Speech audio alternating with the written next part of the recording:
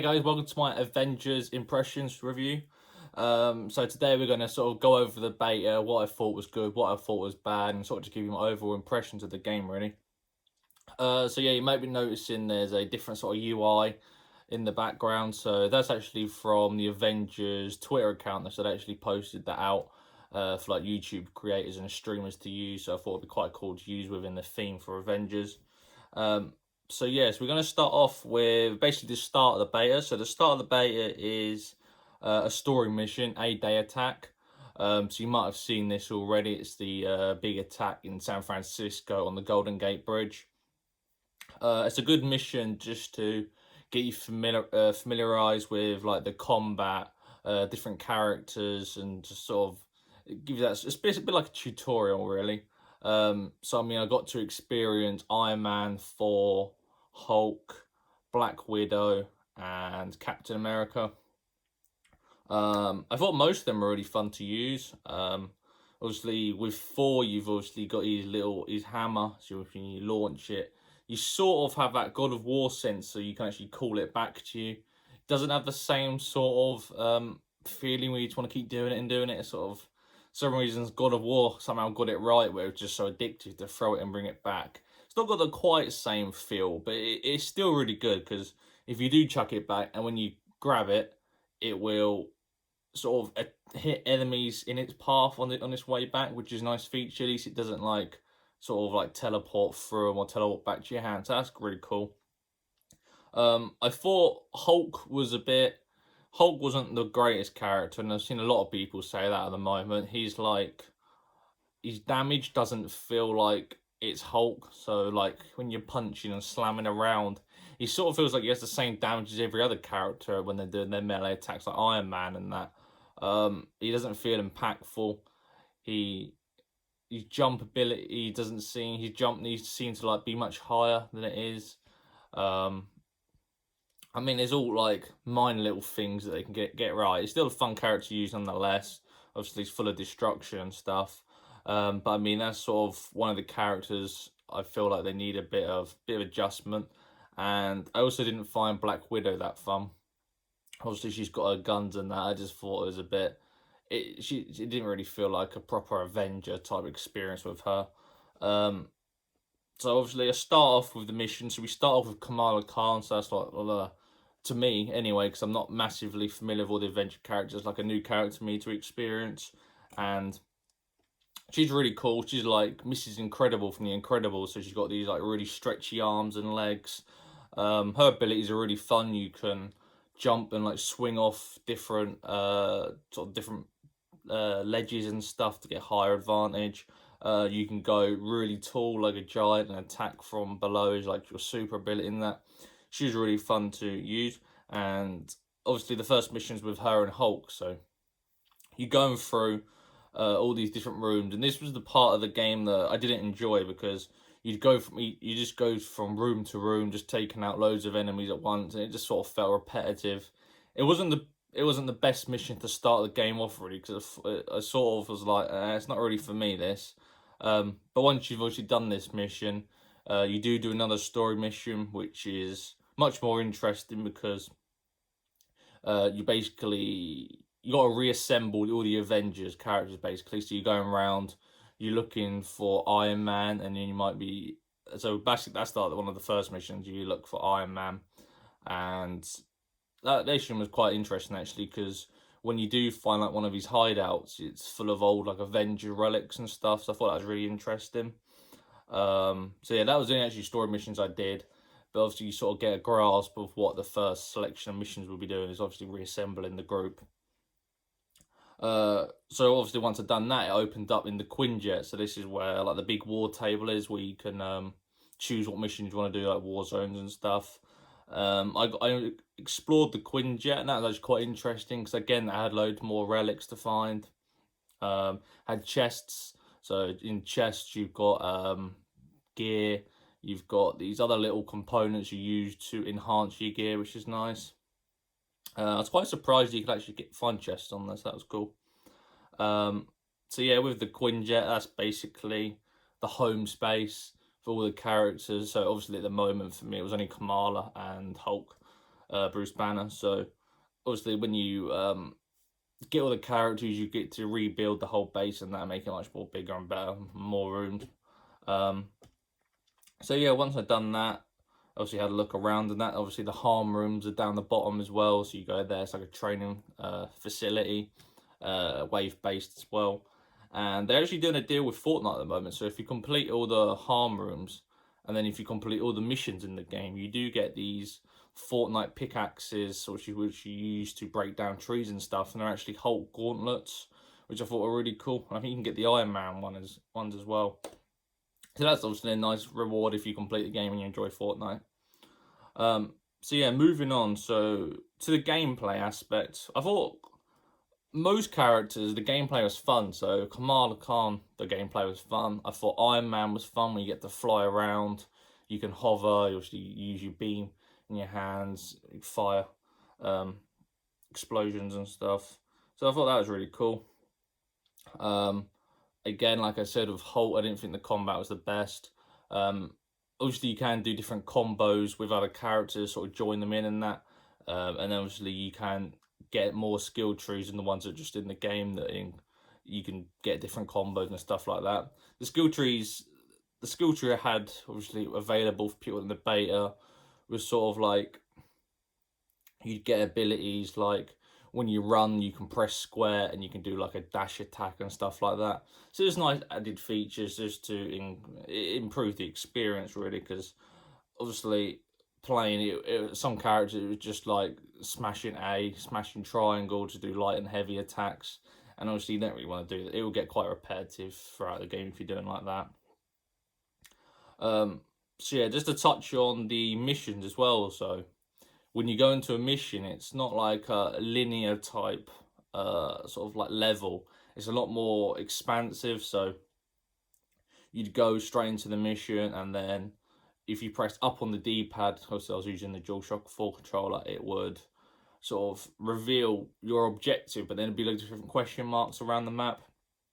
So you can go to one of those question marks, and there might be like a few enemies to take out, and you get like a chest, and obviously you use that chest to upgrade your gear. And then there'll be other little sections where you can just find other little collectibles and stuff, really, which is a nice addition. Again, the problem with that though is obviously I was doing this with the AI companions, and then if you're doing this on multiplayer, obviously other players might not want to go do those things. So it could end up being a few players gone one area, another one's gone over here.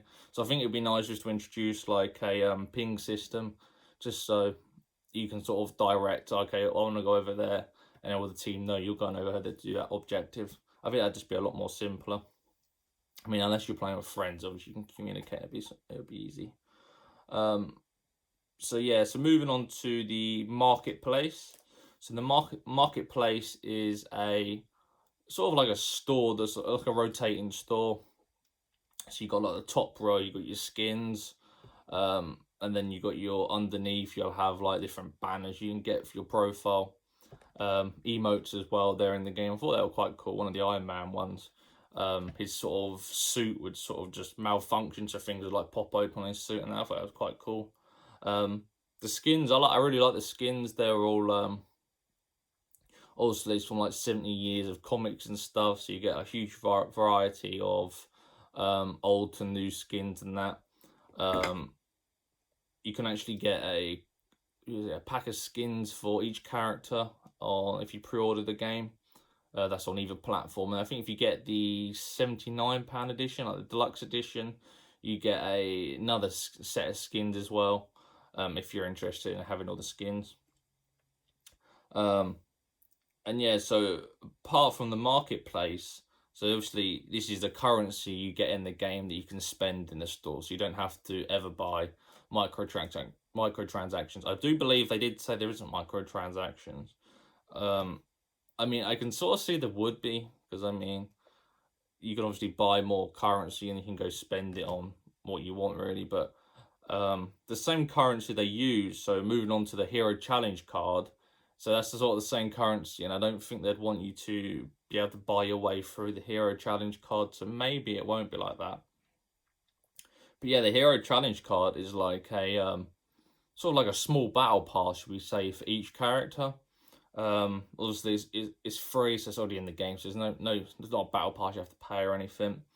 But you obviously you level your battle pass up, and you get new skins. You'll get emotes. You'll get player banners, currency, material to upgrade your gear. And I think that was really cool. I didn't actually know that was in the game. But yeah, like the currency you use in the marketplace, though, you can use that in the hero challenge card to get up to like skip tiers, should we say. So I mean, in the beta, you get given quite a lot of currency at the start, so you could skip most of that player card and obviously try out the skins and stuff. So that was a really nice addition. It's just something else to level up throughout the game, and then obviously you've got your normal player level, and then you've got your gear level as well. That was a nice addition. So moving on to sort of like the problems I had in the game. So I had quite a few actually. So these actually, some of these are minor, so some of these are going to get changed. Obviously when the game launches, so it'll be perfectly fine. So matchmaking. So I had actually quite a huge problem of matchmaking with online players. I'd go select a mission, choose matchmake. And then a lot of the time it would just be one person joining my group, and then it'd just sit there. It wouldn't matchmake anymore. That was really annoying. So obviously I'd select the mission, and then when I selected the mission, the timer, so it was like a minute you have to wait. So obviously sitting there for a minute, it's ticking down, and then when you get to 0, it doesn't actually boot the mission up. It sort of just sits there, and then you can obviously just click it again, and it won't do anything. So that was really annoying. But when I did actually get into a game with a companion or with an online player, I sort of loaded the level up, and then when I got in there, it just had a countdown at the top of the right saying like 5 seconds return to Quinjet. So all of a sudden, for some reason, just returned me back to, well, orbit, should we say. So that was kind of annoying. Again, obviously it's a connection problem that'll probably be solved. You'd hope that'll be solved within the main game when it launches. Obviously, with us saying in that, it was like, I don't think it should be a minute to take, like, to get into the mission, like obviously the countdown, sort of everyone to ready up to select their gear. I think a minute was too long. I felt like I was out of the action for such a long time that it sort of just got boring sitting in the menu waiting, really, especially when it's not a great deal to look at if you've already selected your character and you've got your abilities ready and everything. So moving on to the next problem. So this problem for me might not be a problem for everyone, but it's something I've never really liked in games, and that is different character levels. So I obviously started with Kamala Khan, so for the first few missions socially. You go through those, you're obviously getting better gear all the time, and I was like level 8 or something. And then obviously when I unlocked all the new characters, I'd start at level 0, so with one character I can do these higher missions, but with this character I've got to go do the previous missions that I've possibly already done to go level them up to be able to do like the new Warzone mission and stuff. And that's something I just thought, it's a bit of a chore really, because I've got to now go level this character up just to be able to use them. And then you also got all these other characters you've got to level up to go use as well.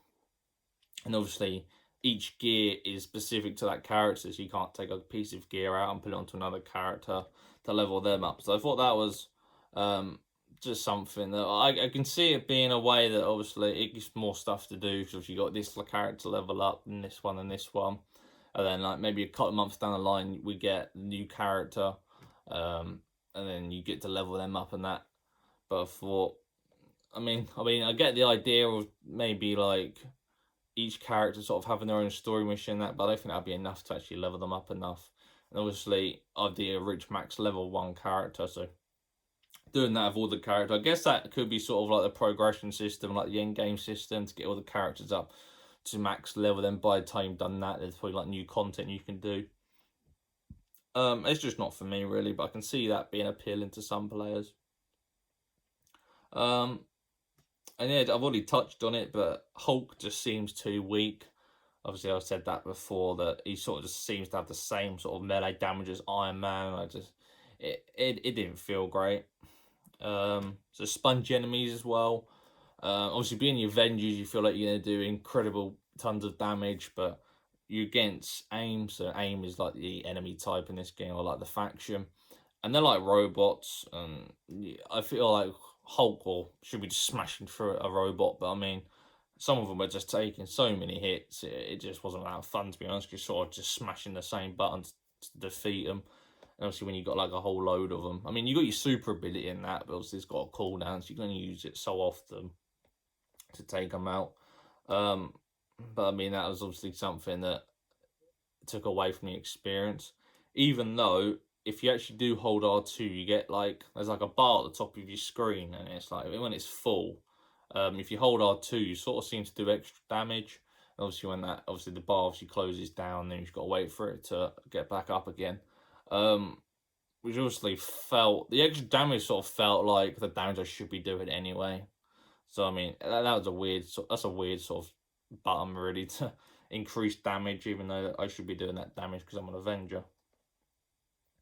So moving on to visuals. So visuals, some parts were good, some parts were terrible. So there was a area right at the start of the game that I wasn't able to capture.